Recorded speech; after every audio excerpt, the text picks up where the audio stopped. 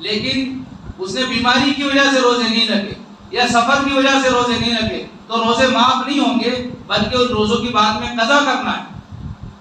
انسان یہ چاہے کہ میں تو فدیہ دے کر جو ہے جان چھڑا لوں، تو ایسا نہیں ہوگا۔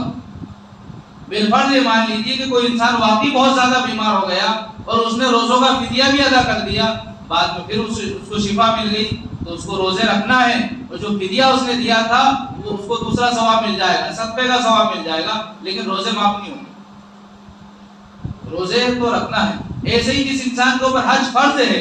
اس کو فرض خود ادا کرنا ہے، لیکن وہ بیمار ہے، بہت زیادہ جو ہے چل نہیں سکتا، کچھ حج کے فرائض انجام نہیں دے سکتا، تو ایسی صورت میں وہ کسی دوسرے سے حج کروا سکتا ہے، لیکن بعد میں اگر اس کو شفا مل گئی تو اس کو خود حج کرنا ہے، یہ ضروری ہے۔